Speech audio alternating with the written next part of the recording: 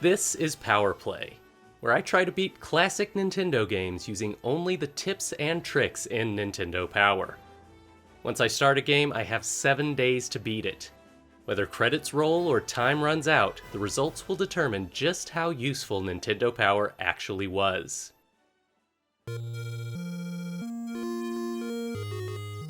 The first challenge will be the first quest of The Legend of Zelda. Released in North America in August 1987, it was the first Nintendo game to feature a cartridge with save capabilities, allowing you to continue your progress over the course of multiple play sessions. It's emblematic of the growing complexity of NES games over the 2 years after the system's launch, filled with secrets to uncover and hidden paths to explore. In other words, it's the kind of game that needs a guide, and one that was well covered in Nintendo Power.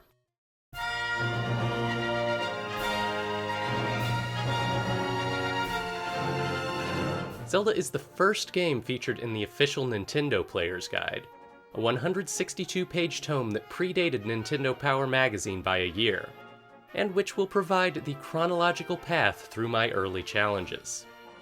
Zelda is well covered within Nintendo Power. In addition to the Player's Guide feature, it appears 6 times in the Counselor's Corner section of the magazine, and twice in the Classified Info section. There are also 7 pages of maps provided in the NES Game Atlas, which may just be the most useful resource of all. I expect this challenge to go fairly smoothly.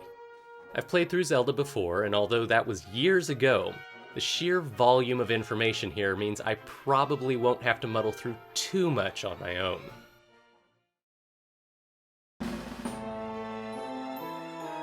Many years ago, Prince Darkness Ganon stole one of the Triforce with power. Princess Zelda had one of the Triforce with wisdom. She divided it into 8 units to hide it from Ganon before she was captured. Go find the 8 units link to save her. And get all this cool stuff on the way too. I've got more than a manual to look up, don't worry. Zelda is a non-linear action-adventure where you collect items that make you more powerful over time. Those 8 Triforce units are scattered between 8 dungeons hidden throughout the overworld. The first is very close to the starting location, named Eagle for its vague resemblance to an eagle. Dungeons narrow the game from its truly open-ended nature in the overworld to something more constrained. There are little split paths throughout each one, but the levels typically have bottlenecks along the way to help you stay on track. Each dungeon has a unique item or two to collect too. Here it's the boomerang, which can stun enemies, and the bow, which I can't use until I buy some arrows. The boss, Aquamentus, is pretty straightforward. You just attack his head a few times while dodging these predictable fireballs, bringing me to the first piece of the Triforce. The path to the second dungeon is similarly straightforward, but honestly my fingers are feeling slippery. I'm having way more trouble with these basic enemies than I'd like. At least I haven't died, I guess. Level 2 is called Moon, and it ups the difficulty a bit with snake enemies that charge in unpredictable ways. The treasure here is an upgraded boomerang, guarded by a group of Tier 2 gorillas and a bunch of fireball shooting statues. I die. Then I die again. And embarrassingly here in Level 2, I die yet again. So it's time to look to these guides for more than just maps. The Game Atlas recommends using enemy bait on these gorillas to take them out more easily. There's one shop on the map that sells bait more cheaply than all the others, hidden under an Armos statue here on screen E4. But when I get there, I realize this shop has something much better than enemy bait. It has the blue ring, an item that cuts all the damage you take in half.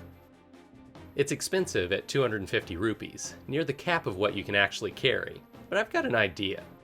An idea that'll require me to return near the starting location.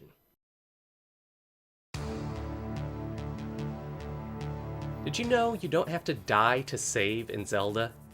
You usually see the save screen when you get a game over, but you can save at any time by pausing, then hitting up and A on controller 2. This, friends, is where I made my real blunder. You see this retry button? Don't be like me. don't assume that retry is just a quick way back to the starting screen. It's a soft reset. It takes you back to the file select screen without saving. I've just lost all my progress.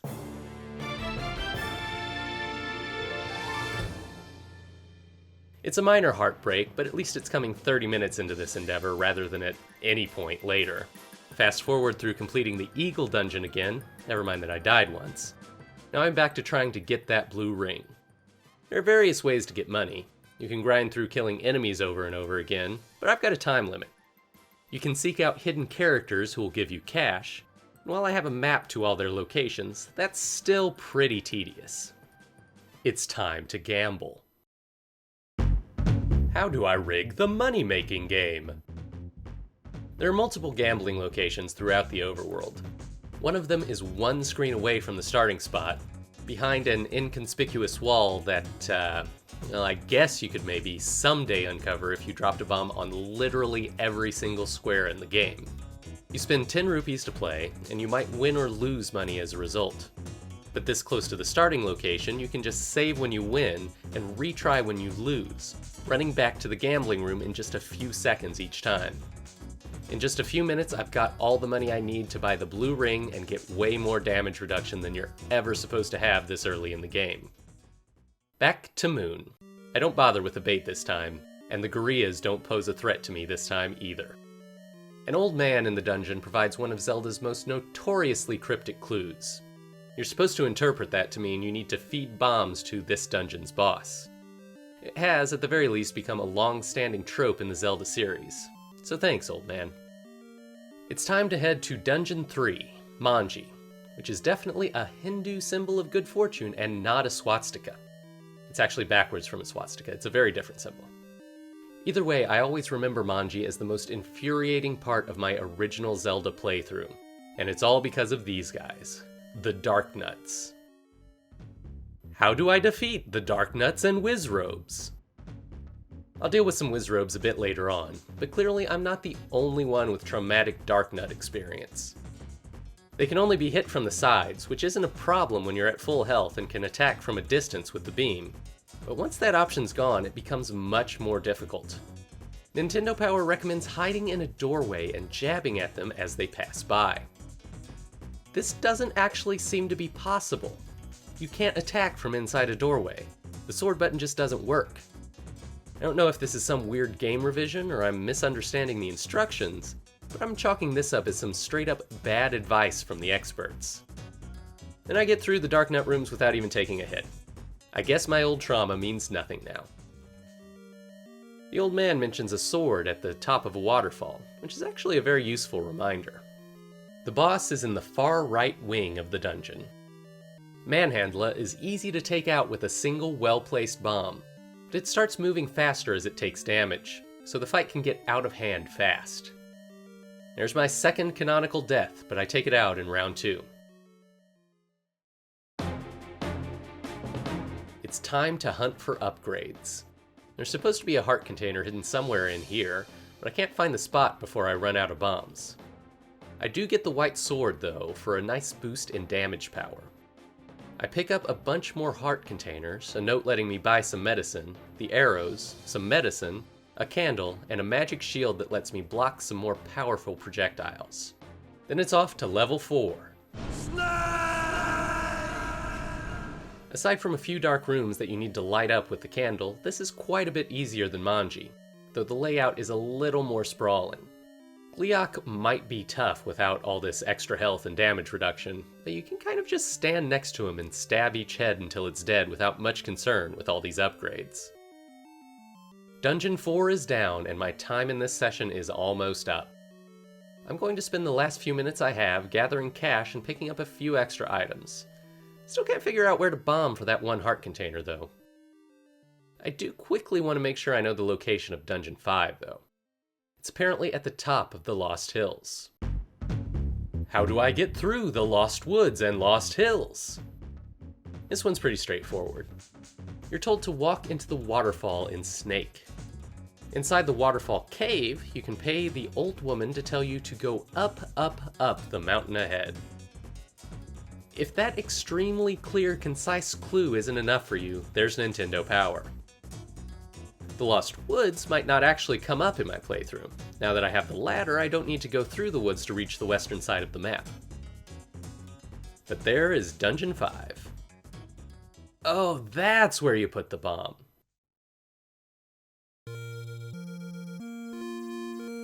I start up the next day with an excessive amount of candle use to pick up the final optional heart container, hidden behind a single unremarkable bush on screen H5. With all these upgrades, it's time to finally challenge level 5, Lizard. These dungeons are starting to fill with slightly weaker versions of previous bosses. The Dodongos in particular are nerve-wracking to fight because there's so many of them, and if you run out of bombs, you have to go grind for more. Lizard is very bomb-heavy, with loads of secret rooms that can only be accessed by blowing up walls, which are all helpfully marked in the game atlas. One room even has a purchasable bomb capacity upgrade. Digdogger hates certain kind of sound is our boss clue here. Since the item in this dungeon is the whistle, the meaning is probably easy to guess. The item weakens Digdoggers so that it can be finished off in just a few hits.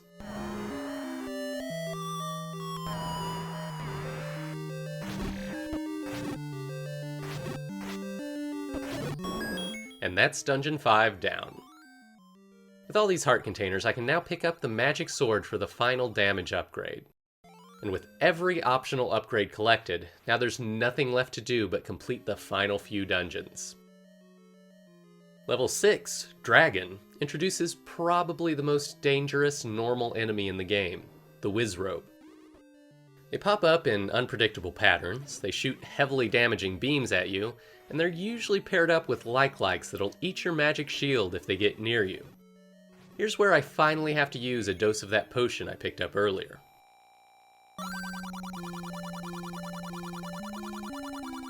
That's gonna matter in a minute. Just before the boss, I have to use up my last potion dose. Goma is pretty straightforward. You just have to land a single arrow shot in the small window that its eye is open. Arrows use a single rupee for each one fired, so all that grinding through the money game has given me a massive buffer here.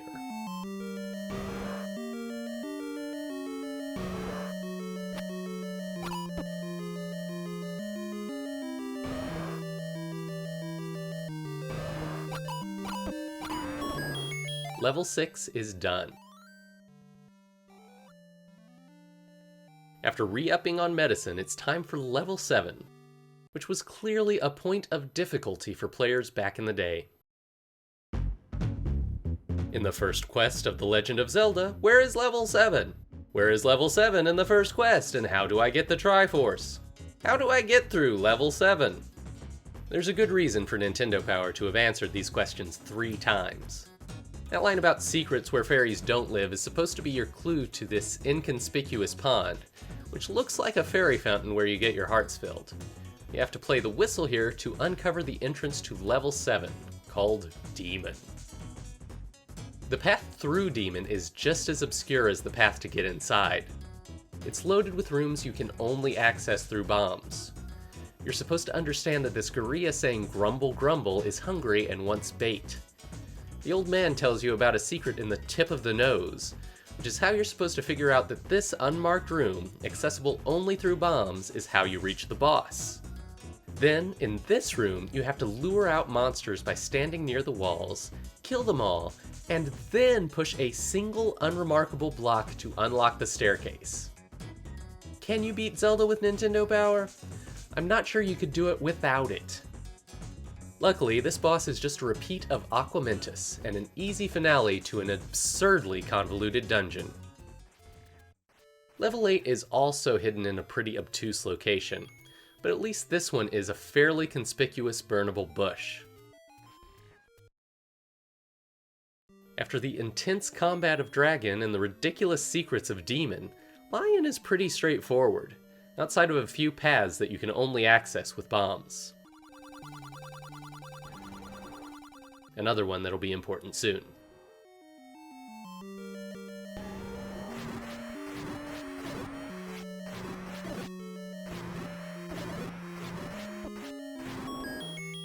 One more fight against Gleeok, and that's the final Triforce piece collected.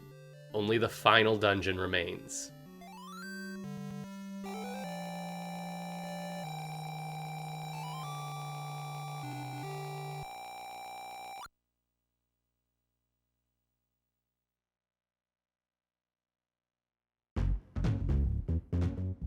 How do I get into level 9, and what special items can I find inside? Spectacle Rock refers to these two stone structures that look a bit like glasses, holding the entrance to the 9th and final level, Death Mountain.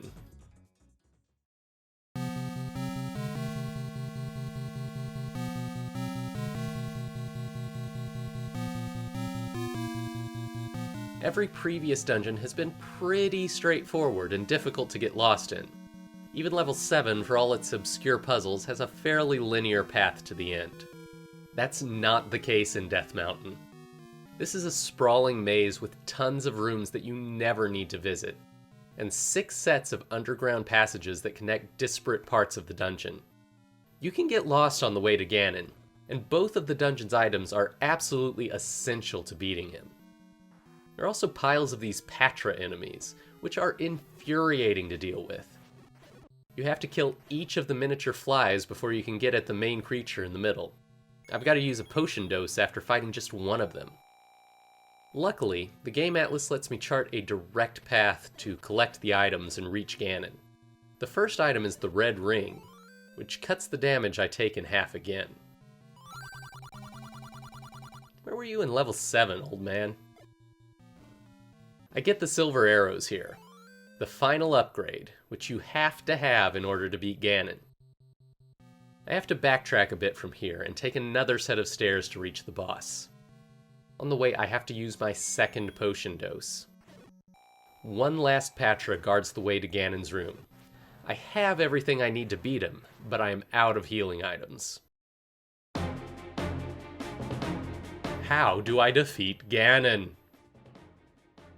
As soon as Link lights up the room with the Triforce, Ganon turns invisible and starts randomly teleporting around the room while shooting fireballs. You have to guess his location, and hit him 3 times with the magic sword before finishing him off with the silver arrow.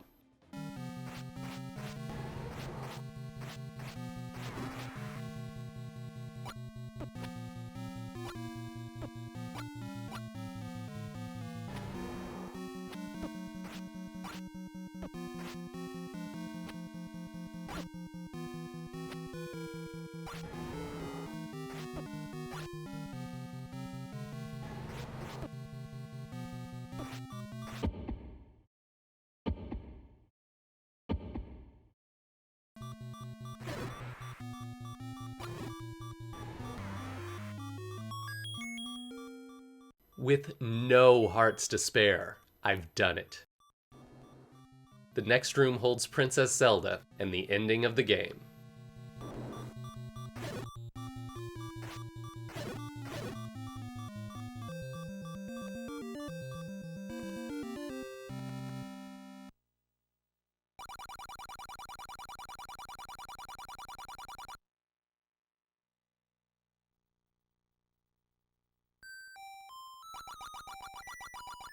A second, harder version of the quest is available from here, but that's a challenge for another time.